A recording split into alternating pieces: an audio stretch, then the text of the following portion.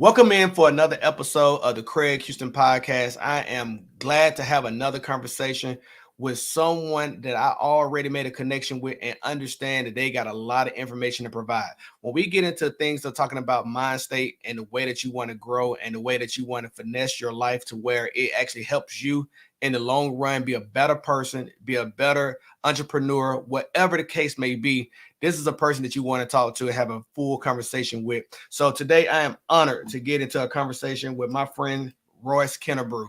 How you doing, Royce? Real good, Craig. Thank you so much for having me here, man. Thank you. Merry Christmas, Happy Holidays, Kwanzaa, Hanukkah, what have you. Whatever your particular holiday is, man. Have a happy one. Hey, I appreciate it. It was a good holidays, and I'm looking forward to the new year and really getting off the ground running Yes, sir. with real estate and things of that nature. But we're here to talk about some of the things that you got going on today, and I look forward to this conversation. Just tell the audience about yourself a bit. Well, born and raised in Detroit, Michigan, graduated from Detroit Public Schools, went off to the University of Iowa, got a degree in English. I also majored in Africana Studies, came back home, got a master's degree in education, taught for several years, fourth, fifth, seventh, eighth grades, was the dean of students of a middle school, assistant principal, athletic director of a high school, and I coached several sports. Along with that, at the same time, um, I was and I am a DEI trainer and speaker lecturer for federal agencies. So I do like your implicit bias programs. I do your gender equity programs. I do your LGBTQ programs. I've done those for NASA, ATF, Department of Justice. I've done those for the Treasury Department, Department of the Army, Department of the Navy. And right now, what I'm working on that's so really seminal to, I think, success for anyone is emotional intelligence as taught to school age children as social and emotional learning.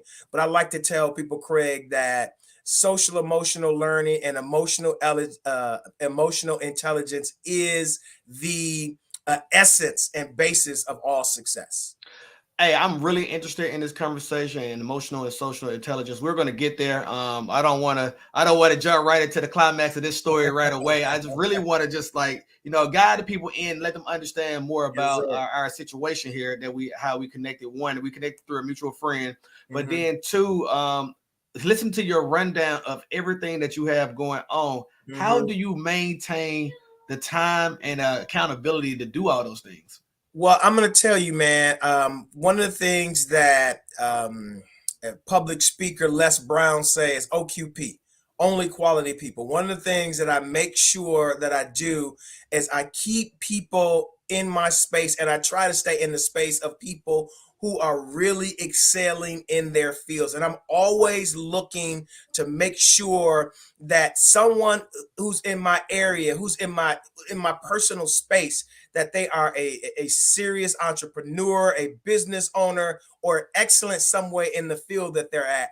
And then the other thing, man, is I'm being an educator. I am a learner at heart, and so I'm always trying to continuously learn and improve myself day to day and be a better Royce Kinnebrew than I was today than I was yesterday. And man, that time management really, there's really no such thing as time management. I've never seen anybody say, okay, I need more minutes in an hour. You got 60 minutes in an hour, just like everybody else is 24 hours in a day. What time management actually is personal management. It's self-management. And so I use a lot of calendars, a lot of whiteboards, a lot of I work from a list. So I have my days scheduled out, my week scheduled out, my month scheduled out, and I'm a visual learner. So I have this stuff on my wall in my bedroom so I can see it every day. And I have the alerts coming on my phone, man, so I can be really organized and maximize my time.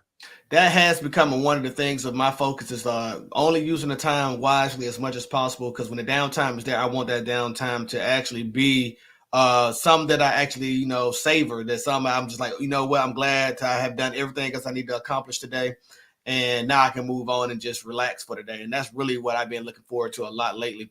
So let's talk about This is your second book or your first book? This is my second book. Okay, this is your second book, right? Let's talk about the first book. How did you even decide that you was ready to become an author?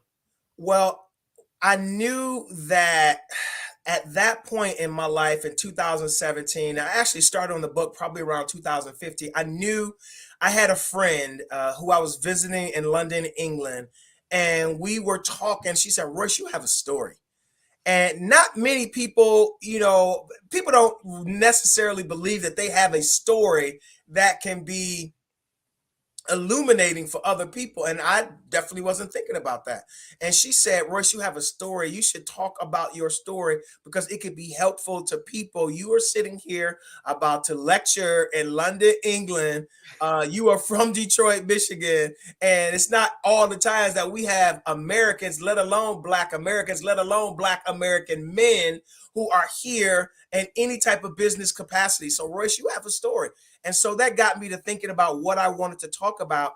And then being an educator, I definitely knew that I had to create something from a perspective. And it was called, the book that of the first book was called Graduate, Moving from Failure in the Hood to Success, Commencement, and Beyond. And so what I wanted to do was talk to young people and to young professionals to let them know that, listen, there are things that you're going to come against some difficulties. You're going to come against some hard times. You're going to come against some problems. The question is, what type of attitude and what type of preparation are you going to have put in so that you could be successful even when the hard times come along? And so that's what that book was about.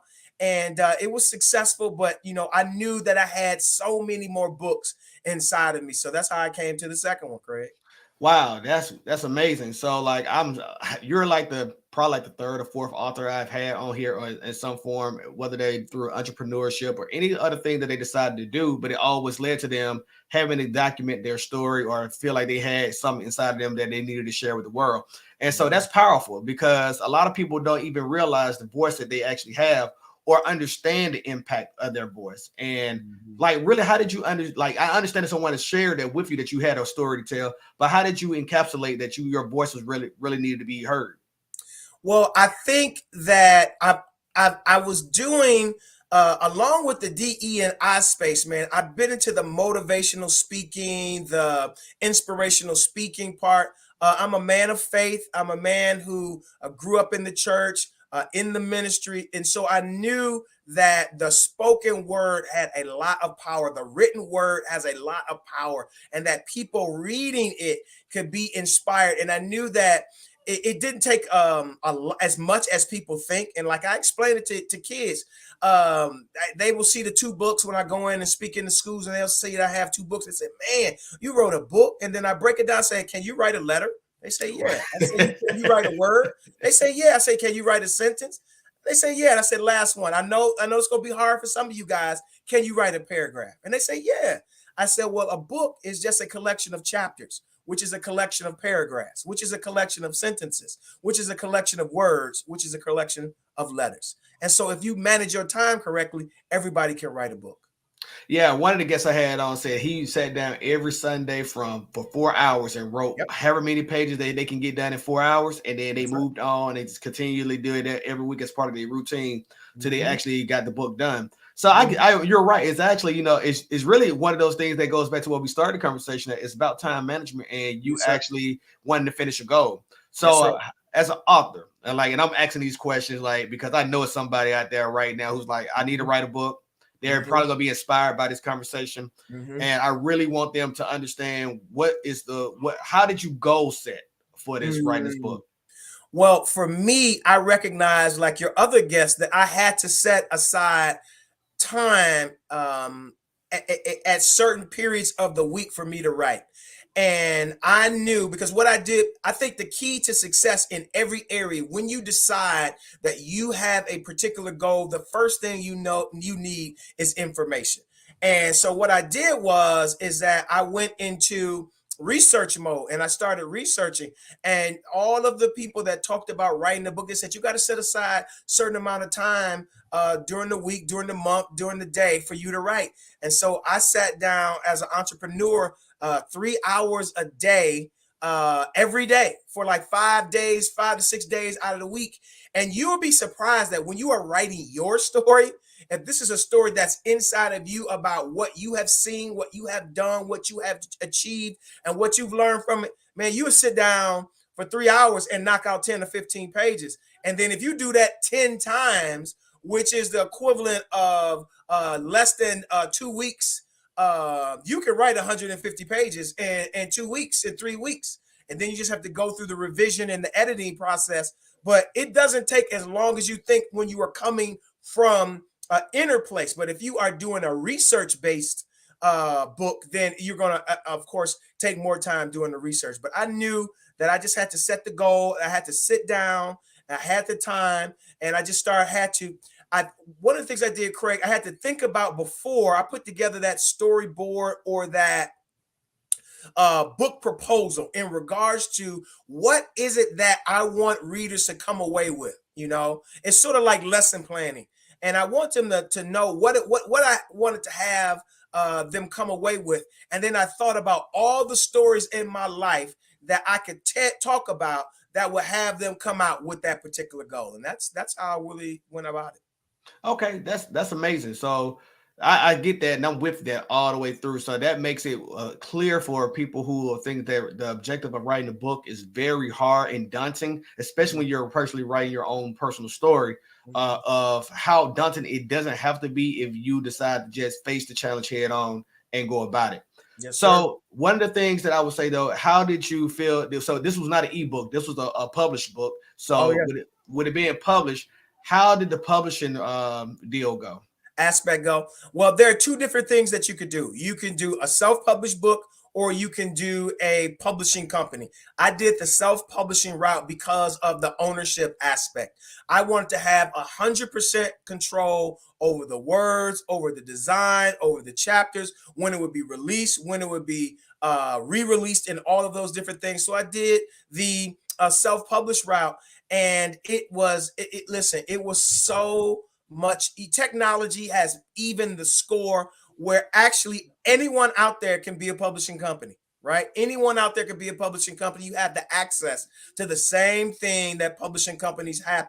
Now you're gonna have to do a lot of more groundwork in regards to marketing, advertising, the creation of your books, the printing of your books, the distribution of your books, and the getting the particular deals. But it's very rewarding because you control every aspect of it. And I really believe, as an entrepreneur, listening to people like Kevin Hart, listening to people like Oprah Winfrey, listening to people like what's my guy's name, like Tyler Perry, who talk about the importance of ownership, I had to own it and do it myself. Got you. So let's talk about the second book, because you made a transition eventually to where you thought it was time to write another one. And now we're here and we're having this conversation. Now, what brought on the one? Let's tell the people what the name of the book is. And then two, what was your desire and your feelings behind getting behind this book? Well, when you hear the title of book number 2, and here's the backstory. The backstory is that I have about 20 years of educational experience. I, of course, taught all those different grades, and I also became a staff trainer. So I trained students, trained parents, and also trained teachers and administrators. And I've done several big national conferences.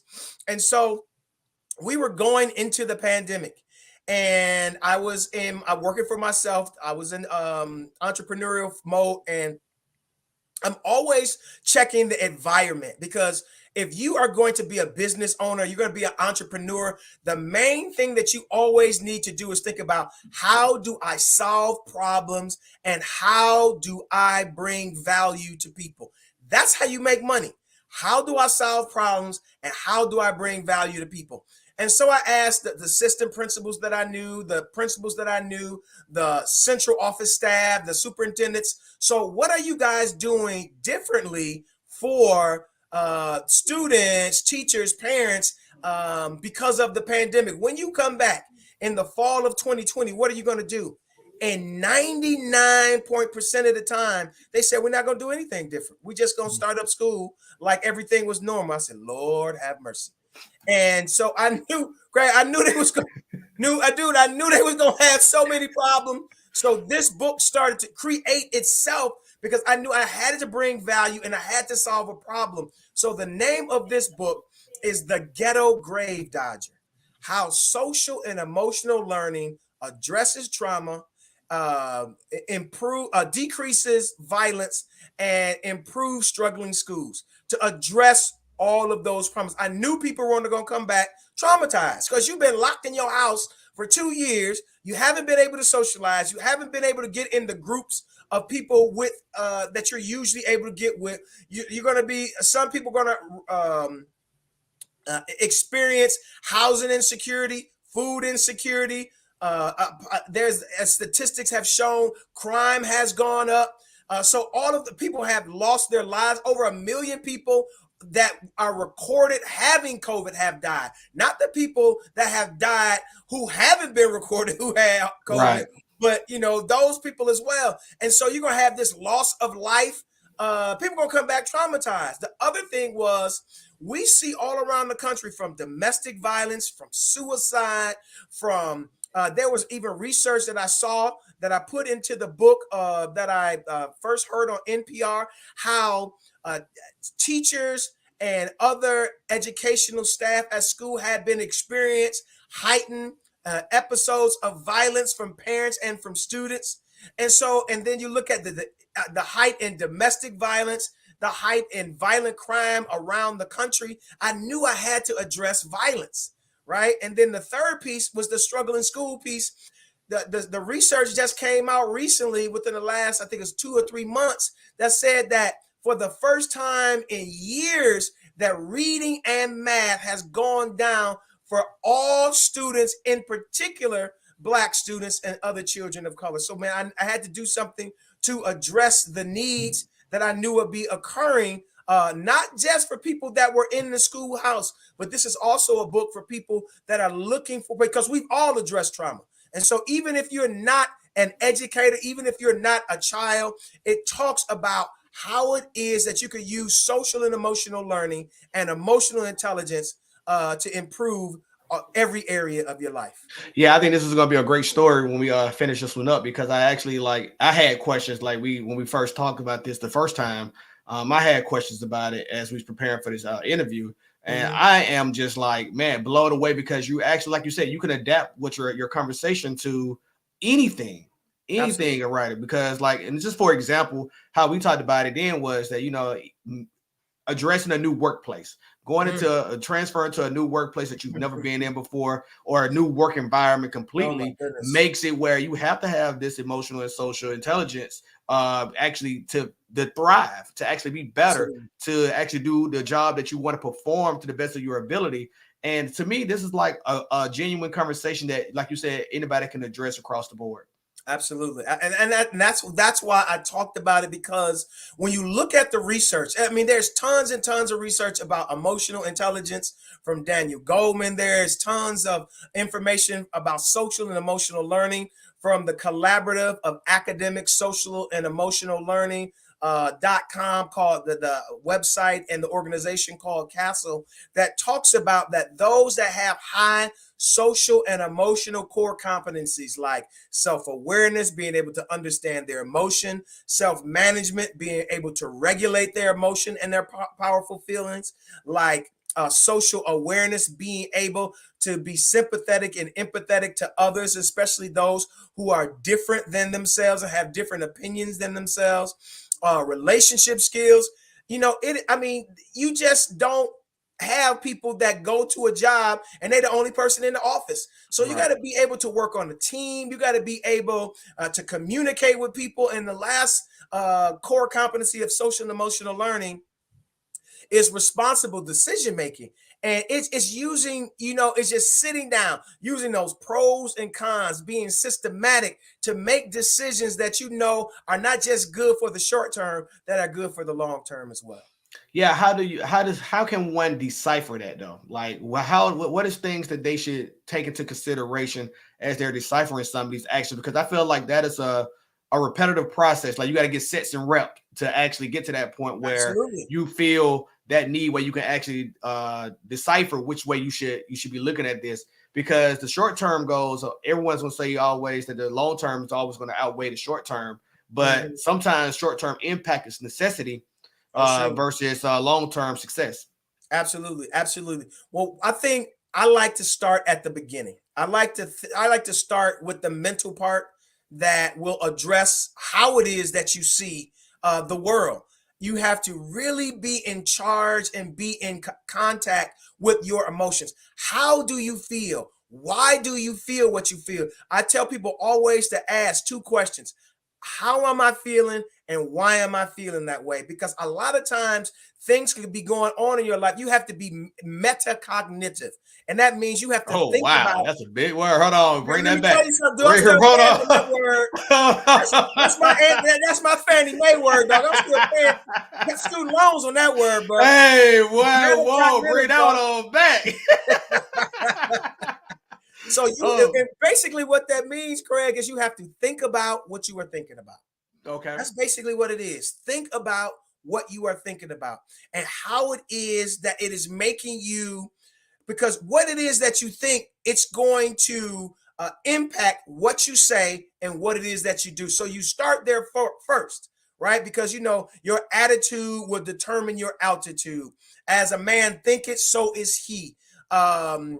Be ye transformed by the renewing of your mind, right? Your mind is the key to all of your success. So you have to get in contact with your emotions. And then sometimes, because like low self-esteem and low self-confidence come into play, is that I heard a speaker say, a motivational speaker say that you will not succeed higher than your self-esteem, right? You will not achieve higher than your self-esteem. And so when you have low self-esteem and low self-confidence, everything that you do will be impacted by those emotions. Then you go into the regulation and the resilience. What are you doing when, like this time of year, man, is a depressing time of year for people based on their family outlook, based on their financial resources, based on their spirituality, man. If they aren't able to regulate it, people will commit suicide. We're seeing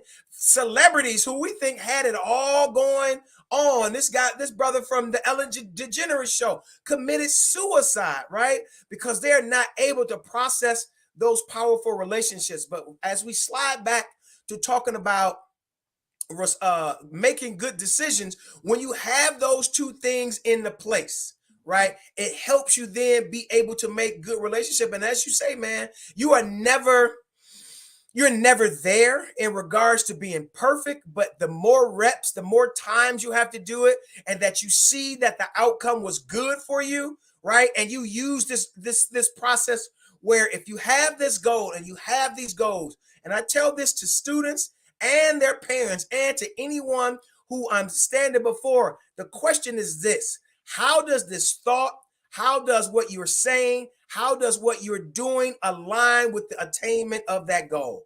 If what you are doing, saying, or thinking does not align up with the attainment of that goal, that helps you to intelligently, to rationally and logically say, that's not something I do. If I'm looking to lose 15 or 20 pounds, eating a whole cheesecake is not in line with the goal I have of losing 20 pounds. I mean, it's real simple. Right. It is real simple in a lot of cases. Some people, I feel like they just confuse the situation in the midst of what they're actually going through, because everybody has a struggle. Well, no matter what the struggle may be, it just depends on how you're going to evaluate and overcome that struggle at that point in time. Absolutely. So, okay, so let's talk about this emotional intelligence, right? Yes, and let's see how we can, for the audience, connect this to where I see it feels that it needs to go. It's like for me, right? We're in a moment now where I'm in transition from the military retirement coming in lieu, and then actually going full scale into real estate currently at this point in time. Mm-hmm. I have a heightened sense of urgency to make sure that I make the connections that I need to make and build the business pipeline that I want to make, but also not to take no shortcuts. Absolutely. How does one manage that from your opinion? Right. One of the things that's really important as you talk about social and emotional learning and emotional intelligence, and they are virtually the same thing, but it's sort of like saying tomato, tomato, right? Right. It's for one group of people. SEL is what you will hear them talk about in the K through 12 context, and outside of the K through 12 context, you will hear them saying emotional intelligence. But what's the most important thing is what's called self-management. And that is where you are talks about your ideas of organization. You have to do the research. You have to, that's the essential key to success. You have a sense of anxiety and urgency about this transition in your life, and the best way to combat that anxiety and that urgency is preparation. Mm. Right? That the preparation is what you are in charge of. You can, let me tell you something, and they talk about this. They talk about how if you read 1 hour in your area of interest, your area of study, your area of work, 1 hour a day for a year, that's 365 hours of content information that you have. And you're going to find out that after a couple weeks and after a couple months, that you're going to become an expert in that particular area. So the first place is get as much information as you possibly can. We've heard the adage before that when you know better, you can do better. And so that's where I start with any transitional area. I heard another guy by the name of Brian Tracy. He said that usually problems, anxiety, and that urgency feeling comes from a lack of preparation. And when you have an obstacle that's in front of you, it's not that it's impossible, it's that you don't know how yet that it can be possible. And so it's Yeah. up to you to learn what you need to learn to make it possible. Well, see, that's the thing for me, and I agree with the concept and the quote because it does make sense. I look at it from the point of, like, damn, can I really sell that first house? That's how I really look at it, right? And I feel like, you break down that barrier of seeing whether you help somebody buy or help somebody sell or help somebody invest. Once you see it, it's like, okay, now I know I can do it. It's cutting my teeth. And but what I look at it as well too is that you have to get people to commit to believing in you, Yeah. right? Because like when you're talking about certain things like real estate, financial wealth management, insurance, you Big have to ticket get people, items. you have to get people to say, why should I trust you?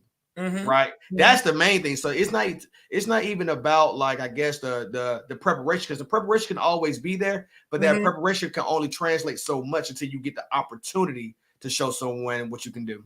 Yeah, but here's the thing. The preparation goes into, there is a book called How to Influence People and something, something, something. I can't remember, but it talks about how do you build relationships with people, and understanding that all success in life is the influence of people in salesmanship. That's all. No matter what job you've ever had, it's all influencing people, it's all persuading people, and it's all salesmanship. I don't care if you're in a relationship. I don't care if you at your job at McDonald's. I don't care where you are. The stronger the relationships you're able to build and to become a person that people can like. And I ain't talking about changing your internal values. I ain't Right. talking about that. I'm talking about being an agreeable person. I'm talking about smiling. I'm talking about using what's called unconditional positive regard, where you come up and you just talk to people about things that are important to them. I'm talking about using a person's name in the sentence and several times, because that's one of the ways that you disarm people. I mean, this is science. It's social science. And when you learn these type of things, whether you're doing it from Sadler, salesmanship training, or you are using some other type of persuasive or salesman training, it's how it is that you become a person that people like and that people trust. And people don't buy stuff, they buy people, right? They're not going to buy a house from you, Craig. Craig, they're going to buy you. That's what they're going to buy. And what you're going to sell them is the house that they want.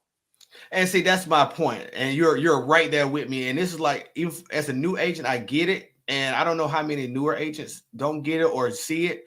But, and I'm not trying to act like I'm, on another level or scale higher than either newer agents. I'm just seeing it from a point of where, like, it is a difference when you have a conversation with someone. And so my problem is, Royce, is that I can't pick the phone up and call somebody for the first time and never met them and be like, hey, you know, how you doing? I know I just saw your address on Main Street came available. Can I help you set that? That don't work for me. What works for me is like I'm in person with you, or we're having a video conversation and we connect. We had this energy that says that we're synergistic together, where you can tell that I'm passionately capable to help you do what you need to be done. And that to me is where the a lot of disconnect for me has come from. And my delivery over the phone seems like is passe versus passionate, you know, like so. And let me have you think about this. All skills are learnable. That's one of the things I talk about in the book, the Ghetto Grave Dodger, man.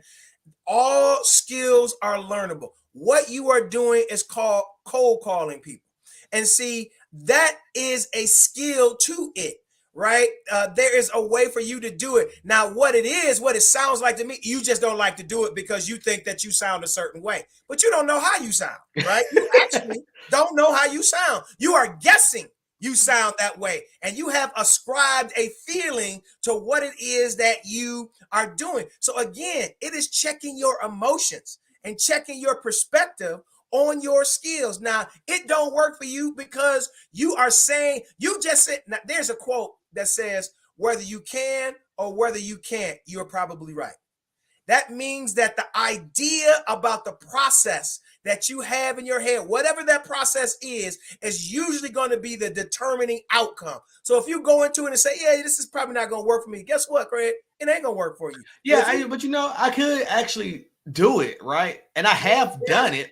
And you know, and then I even so I know how I sound too, right? It's so funny that you said I know how I sound. I record these conversations because that's just the geek in me, right? I have to make sure I understand and review what I said that could have went wrong, what a person gave me a no versus giving me a yes. So I pay attention to all of it. It's just like one of those things like, Greg, you can fake it till you make it, dude. Come on, dude. Don't play games with me, dog. Come on, dog. It's almost a new year. I'm not gonna let you be on this podcast and let you give me that, dude. It is about skill, dude. When it comes down to it, here's the thing: is that it's about do you have the best interest of this person at heart? We know you're trying to make money, right? We know that selling every house that there is a percentage of a fee that comes into it that goes into your bank account. We understand that. But the question is, are you really trying to help this person out? Are you really trying to create a situation that is what Stephen Covey said in the 7 Habits of Highly Effective People? Are you creating a win-win situation for you and your prospective customer? And if you're doing that, man, you can use whatever salesmanship tactics that you want. Now, of course, you have to identify yourself. What do you think that your skills are? You know you can do it, but you would like to be in person because that you could be more personable. Now that there's nothing wrong with that, but you know you can do it, and that's one of the things that I talk to about my students all the time. That the kids that I coach, man, they come into it with this self-confidence and self-esteem thing. And I'm not saying that that's what's going on with you, but I'm saying with them is that they come into it and they say that they have the outcome already defined. Don't have the outcome defined until you get yourself the tools, until you practice enough. Because nobody usually is good in the beginning at the most important things in their life. They just aren't, right? You have to work. You think about a relationship. You think about a marriage. You think about you at your job. Like right now, I'm getting myself back in shape to start participating in what's called Masters Track and Field, which is age division track and field. And just like you, man, I get myself recorded. I look at myself and I go, Lord have mercy, I got a long way to go. But, there's another saying that I say that a journey of 1,000 miles starts with the first step. It does. And so, that's the crazy thing, right? And the first time I made a cold call, a prospect, or however you want to look at it, I did have the outcome defined in my head. Like I wasn't even expecting it. One, I wasn't expecting them to answer the phone. Two, I was expecting them to hang up initially as soon as they answered the phone. It was a sweet little old lady who answered the phone.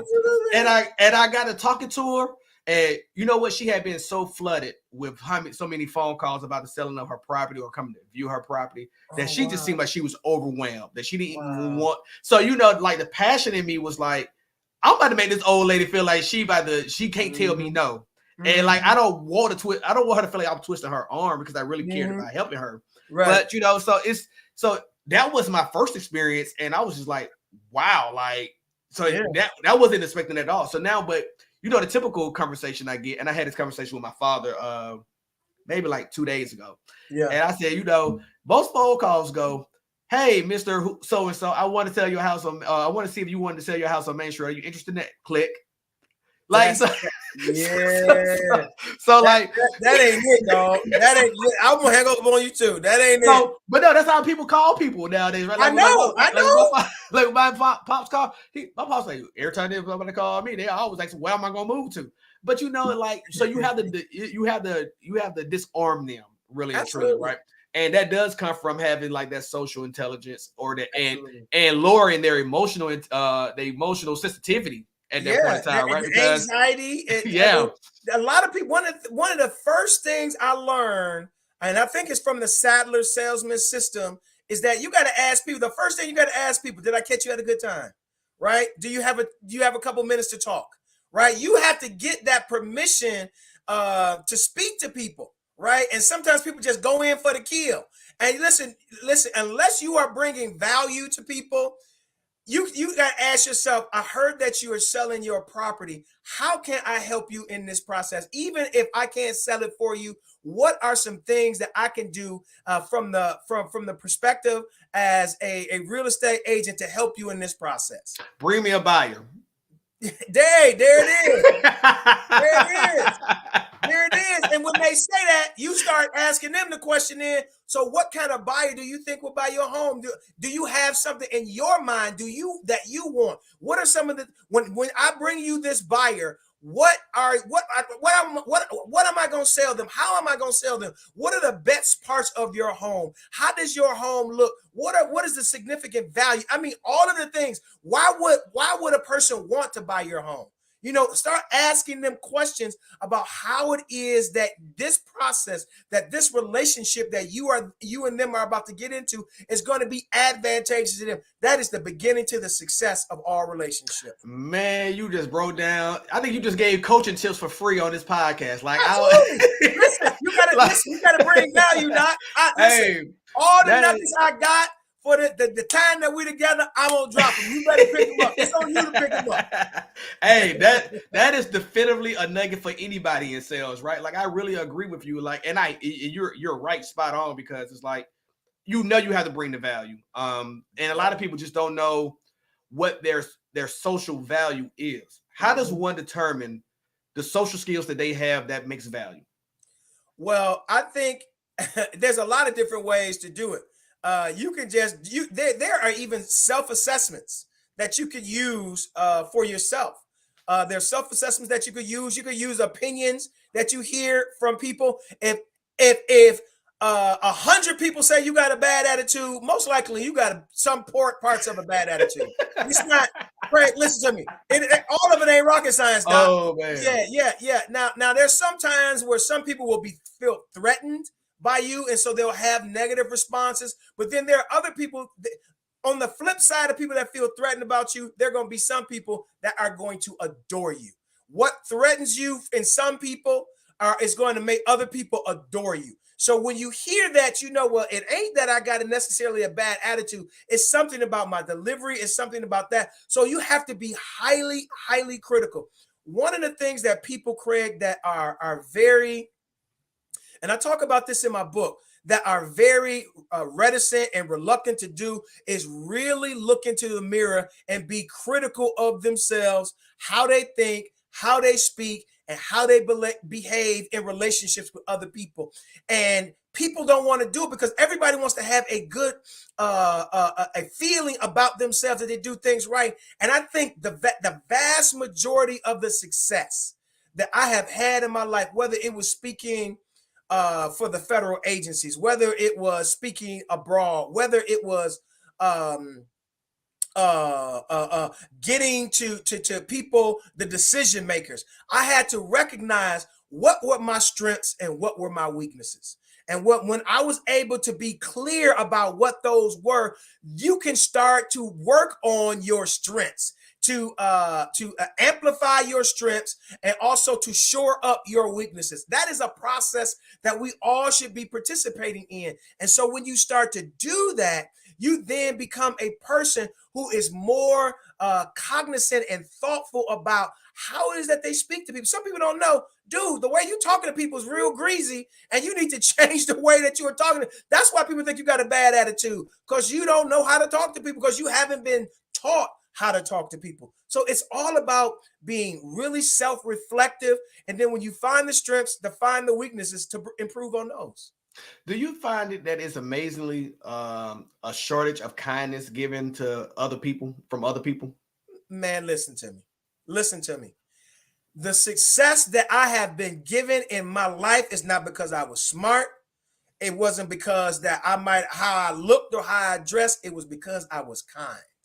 It was because I was kind, because I came in smiling. I came in with some levity. I came in trying to solve problems and answer people's issues. And that's the reason why people aren't as successful. People aren't servants of other people. If you become a servant to other people, you will always be rich in one way or the other. And if you put that into your idea as a real estate agent, for me as a speaker and as an author, to other people as a lawyer, to a dentist, as you are trying to serve other people and help them provide value to their life, people are always going to like you, want to have you around, and purchase your products and your services. So kindness, man, being kind to people, being sympathetic and empathetic to the concerns of others.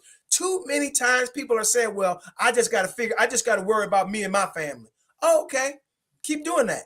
See how that work out for you. There's going to be a limited amount of business and people who are going to buy services and products from people like that. That is powerful what you just said, because I've been feeling this way for at least for a while, but really I've been pragmatic about it, putting it out there a lot more about, if you don't practice kindness, especially in the business where you want to be an entrepreneur, who's gonna want to work with you? Like, Right. and who's gonna want to partner with you in opportunities and things that you can actually build a product and a brand off of.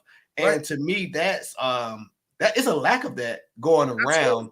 Absolutely. And Absolutely. I stand on the hill of let's be more kind to people, so that way we can, be better, but then at the same time provide each other more opportunities. So think about it, man. If you got 100 people out in a room and 3 of them are kind, they're usually going to be your highest salesman. They're usually going to be your people who have the most friends, the most invitations to come to parties. They're usually going to be the people that have the most romantic interactions, right? They're going to be the people who are kind. It's not going to be the people that are not kind, man. It's just not going to be them. So what's next for Royce?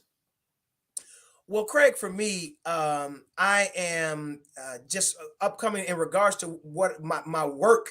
I'm going to be at Howard University on the 19th with a speech that is entitled How SEL, Social and Emotional Learning, and Trauma Informed Care Can Improve Academic Achievement, decrease inappropriate behavior, student behavior, and enhance educator self-care. So I'm gonna be talking to a bunch of DC teachers in a program that's there at Howard University. The day before that, I'll be speaking at a federal agency, one of the agencies in the intelligence community, about the Reverend Dr. Martin Luther King, because of his observation date.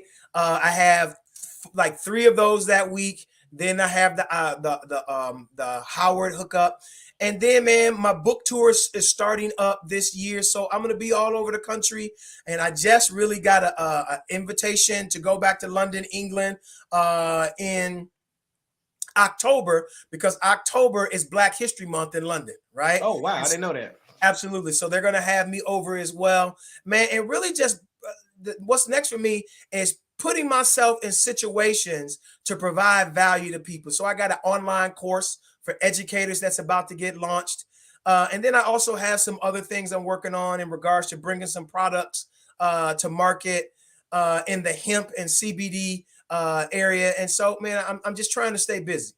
Got you. That do sound busy, like we started off talking about this conversation. But okay, so let's talk about projections. How do you as we got some time, but before we roll it, I want to get some more answers out of you for people who are in business, right? How do you project your business plan going into the following years? So here's the thing. I got a dirty little secret, and it is awful.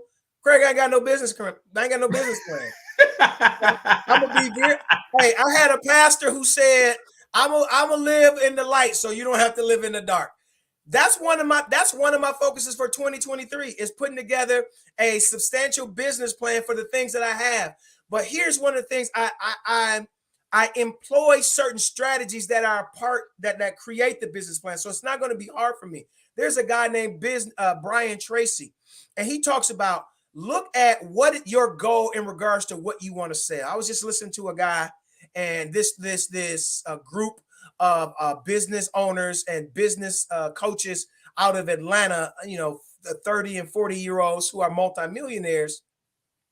And one of them was saying that if you could create 3 opportunities a week of about $500 to $600, that you can make yourself a over $100,000 for the year if you do that all year. And when you look at it that way, then you realize that's not that hard, because the financial what I'll be making in the speeches are now is more than that, way more than that.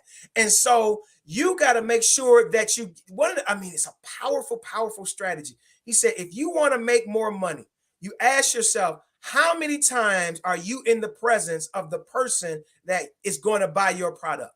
If you only do that 2 times a week, do it 4 times a week. Do it more than you do it now. If you make 10 sales calls a week, do it 20 sales calls.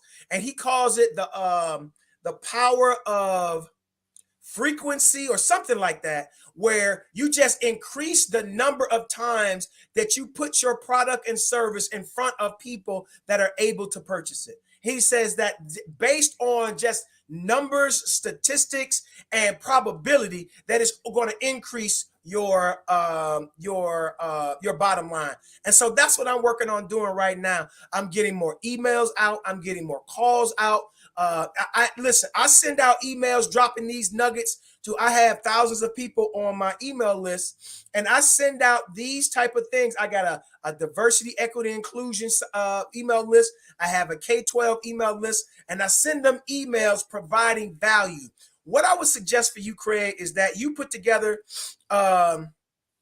something like Craig's real estate tips, where you send out every day, every couple days, every week, or create a newsletter, something that will help buyers in the real estate process. And there is something that a guy named Jeff Walker talks about in his book called Launch, that talks about starting new products and new services and how to set them up. It's called a mental trigger. And when you give things to people for free, they feel that they have a responsibility to reciprocate. So when you start providing that value, people are going to want to buy from you because you gave to them first. It's like planting the seed. It is like planting the seed. I agree to that. That is some of the things that I'm populating on my business plan for 2023. But they're like, I'm doing them by quarters right now, trying to stay focused on certain things. What, dude? We need to be accountability partners, Craig. You gotta help me with this business plan, dog. I'm leaving money on the table, bro. And I just don't want to do it, man. Because I saw one of my boys who was an educator. Now, here's a powerful story. He was an assistant principal working in Detroit public schools. A trainer came to one of their professional developments, and the trainer came in talking about this, that, and the other. And my boy sat back and looked at him like this. And this story is told to me.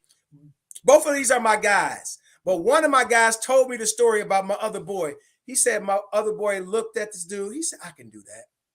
He said after the training, he went up and talked to that guy and picked his brain for like 5 or 10 minutes. He left out of the meeting as an assistant principal didn't come back. Did not come back. Quit his job right then. Became a staff trainer. Learned the game. I saw my friend make $250,000 in about a month to about 6 weeks selling books to schools. Right? That's crazy. Listen to me. He learned his area. And so that's the construction of the book, right? I know that textbooks and books being sold to schools is $1 billion business. And I know that that out of the process, I'm gonna make 95% of the profits, right? I'm not gonna be getting 10% from a company. See, I know because what I did for the book, The Ghetto Grave Dodge, and you can find it on Amazon, is that I went and I interviewed educators. I said, what are some of the biggest problems that you're having? I did that for my book, and I also did it for the construction of my online course. And so I knew, Craig, what people wanted. And so I wrote a book and an online course to directly address what it is that they wanted, right? Yeah, in content creation, we call that answering specific questions. There it is, Doc. Yep. That's exactly what it is.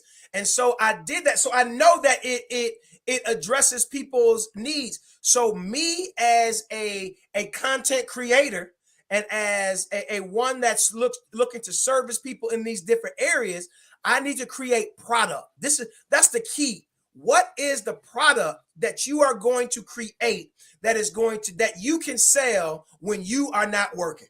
Or that's going to sell itself when you are not working. That's the difference between being comfortable and the difference between being wealthy. I think people don't. I got two things. I'm gonna follow this point up, but then I had another question. Was that marketing is what people I think sleep on when it comes to content creation, because marketing is happening while you're sleeping. Like that's what Coca-Cola and Pepsi make so much money for, is because no matter what time you turn it on, there's a Coca-Cola or Pepsi commercial with somebody sipping a bottle of something from Coca-Cola or Pepsi. So you got to think about it in the same sense of you got to get the same reps out there too, whether it's 100, a couple hundred, maybe one day it's 1,000, maybe hell one day maybe be 20,000. Like I was telling somebody, I said, man, I made an Instagram reel the other day, maybe like 6 months ago now. I didn't even know that thing had 20,000 views on it, but it had 20,000 views. It's probably one of my best ones, period. And like, you know, period, people have millions and millions of things, but I'm just like, if I would have known that then, what I know now, the content I would have made on top of that would have been capitalizing on that momentum that it already generated. So you got to just kind of figure out what your marketing scheme is with it. But now my other question to you is, how do you and other people who are getting into entrepreneurship figure out what is their value in payment? Man, dude, if that ain't that's the best question of all time. And so what you got to do is I'll give you, for instance, I work in the federal agency sphere. And one of the things that is open to me to help me with that is the research. How much they pay people like me is not a secret. It can't be a secret because the federal government is a public space. And so what I did Freedom of Information Acts to over 100 different agencies to ask them how much the people that come in that make, how much did you pay them that did Black History Month? How much did you pay them that did MLK? How much did you pay them that did diversity, equity, and inclusion and accessibility training? How much did you pay them? And so I had all that information. And so what you have to do is you have to do your research in those particular areas and get around the people. That's why I talk about mentorship in regards to only quality people. Craig, if you're going into an area where you're selling real estate, who are your real estate agent friends who are successful, right? You got to get get around those people. And then another thing that we're going to have to do and talk about and be quite frank about, bro, is that all of those people not going to look like us who are going to help you. Right? Some folks that are going to help us ain't going to look like us. And we not got to be open for that type of help. And then humbling ourselves just to ask the question, how do I do that? For me, that's what I did. I got friends who are in the space. Like I literally have, I got to have 10, 15 friends who are doing the same thing that I'm doing. Right? And so what I do is I put myself in their space. Like for instance, when I talk about the course creation, when I talk about what I'm doing with my book, I bought an online course from a buddy of mine who's lived in here from Detroit, who's now part of that circle of multimillionaires that are down there in Atlanta. And one of those multimillionaires had these vaulted, ceilings, beautiful house, looked like it was about 8,000 square feet. They just over there chilling, having a good time. And I had just started following her, and she dropping gems, dropping nuggets, just like the stuff that you say that I was dropping. She was dropping them heavy. And you could tell that she's very affluent. And then they had posted a picture in her Instagram feed, and my boy who I had bought the course from was right in the picture. I said, oh, so what he learned in the course and sold me is what he learned from them other millionaires. So what he gave me was a template that I have to adapt for my product, for my service, for my goals, and then I could generate this type of money too. Some of them jokers, man, making $30,000, $70,000 a week.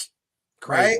Yeah, brother. So you have to do your research and put yourself in the space.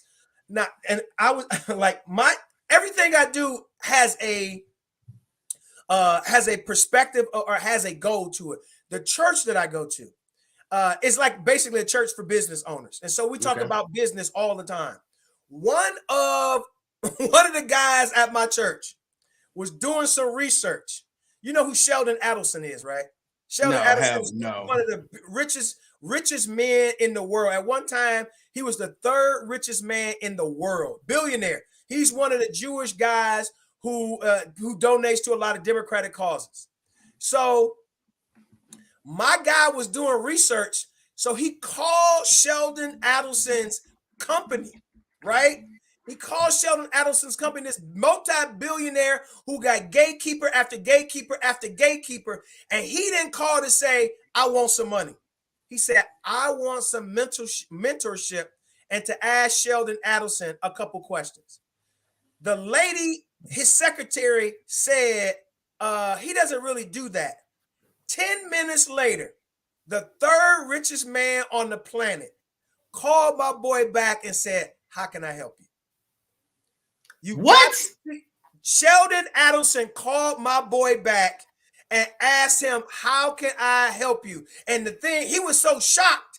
He didn't really know what to say, but that is the situation. I heard TD Jakes said he got into the presence of Tyler Perry, of Jerry Jones. We got to get into the process. See, we don't understand that powerful people, it is so incredible that these people look for people sometimes to mentor. And we think that they are standoffish, and many times they will talk to you. What's that book called? It is called one of the best business books written by Dale Carnegie. No, it's not written by Dale Carnegie. It was written like in the 30s or 40s. This guy, he goes and he interviews all of these millionaires. And over the course of time, these millionaires tell him it's like one of the best-selling business books of all time. How to Win Friends and Influence People. That's one of them. What's the artist of the name of that? That's Dale Carnegie. Now, Dale Carnegie was interviewed by this guy.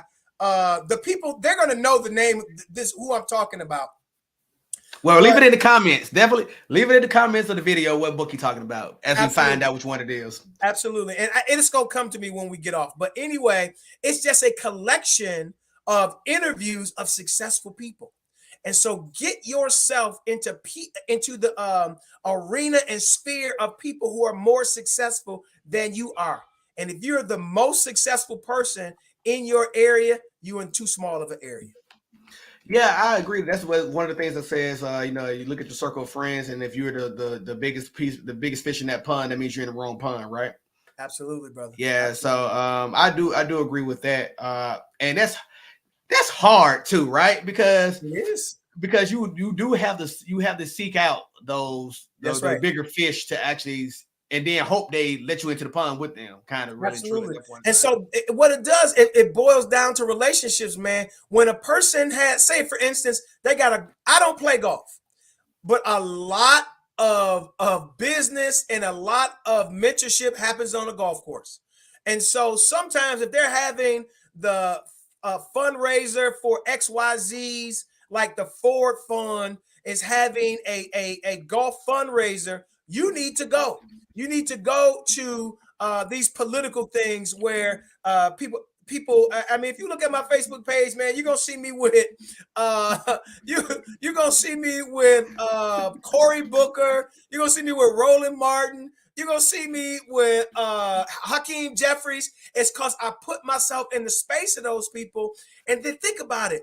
You can, if you get into the space of a Roland Martin, of a Cory Booker, just ask him, Senator.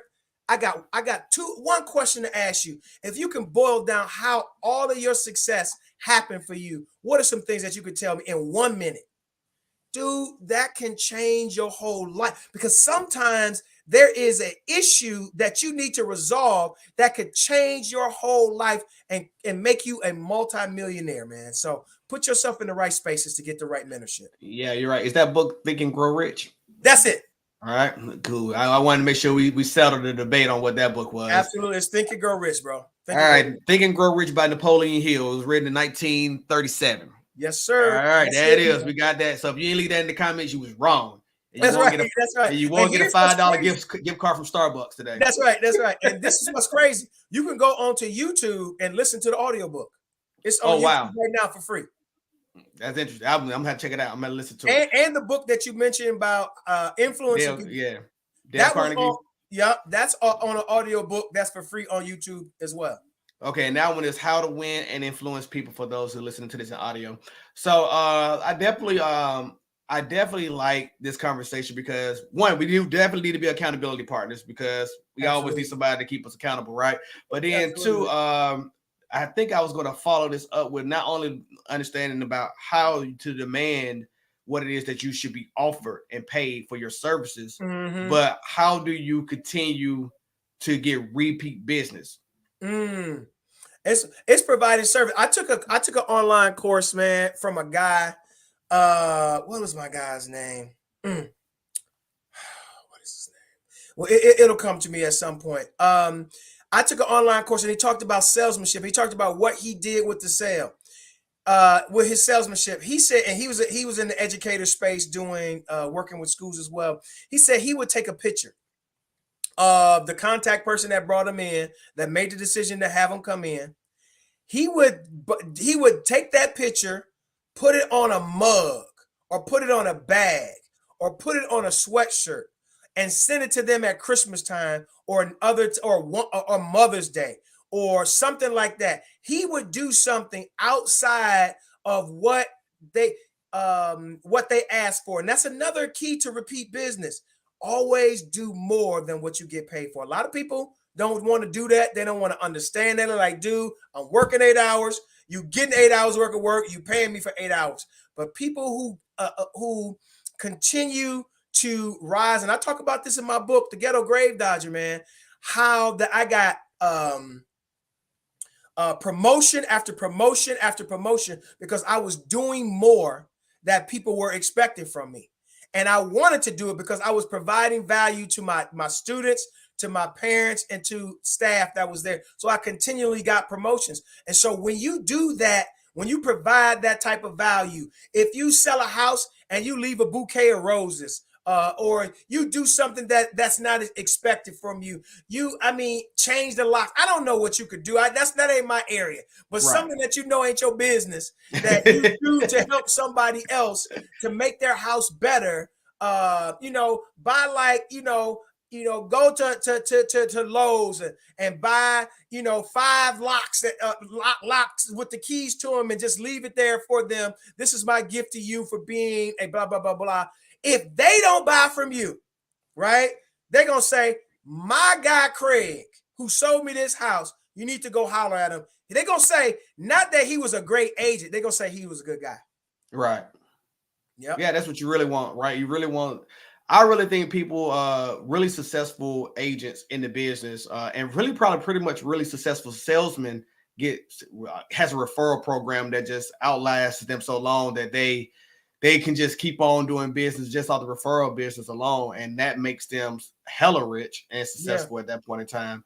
Yep. And that's really what service is all about. Coming back to a roundabout way of saying it again, services, right? So, Royce, I like this conversation. We can talk for hours, man. We can keep people here engaged, and more Yes, than sir. likely, we probably need to run this back soon on a different subject, different matter. I'm Mm-hmm. pretty sure there'll be way more to go through. I know you're a busy person, but maybe we can get you back on the podcast for another episode Absolutely. in a roundabout way. So let's close it out though. Let's talk about how can people get in contact with you if they want to get in contact with you. Absolutely. Well, email wise, it's my name, roycekinnebrew@gmail.com. And that's RoyceKinnebrew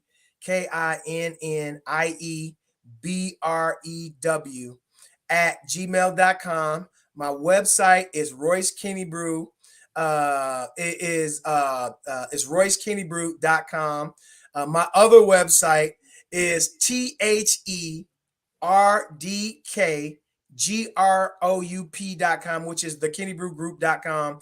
And then you could go and buy my book, The Ghetto Grave Dodger: How Social and Emotional Learning Can Address Trauma, Decrease Violence, and Improve Struggling Schools, on Amazon. And that's how you can get in contact with me, man. Listen to me. For folks that are looking for success, I got more than one online course that's coming. I got one for educators, but then I'm going to have one for business owners and for entrepreneurs. And man, listen, I'm going to break this thing down.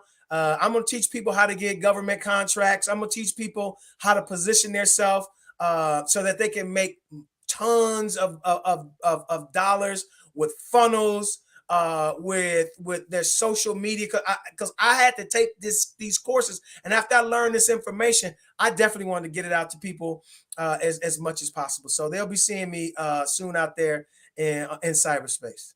So that's great. And we're going to link to all that information that Royce Yes, sir. gave in the show notes on the podcast, or show notes in the YouTube description that you're going to see too. So I really want to say I appreciate this conversation and I Yes, sir. enjoyed it. And I hope that everybody with business acumen, business entrepreneurship, or even some type of business future endeavors that they want to get into with aspirations, looking to this information that you provided today, and love the nuggets that you gave.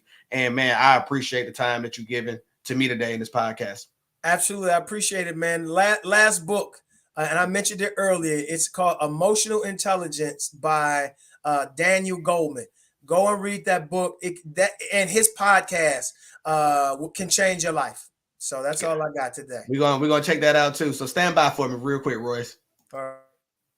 Hey, so there it is. We have another video done, another podcast done. If you're listening to this, I appreciate it. Hey, definitely go ahead and check out everything that Royce left you with a link for down in the description to actually get his information. Really go and support the book.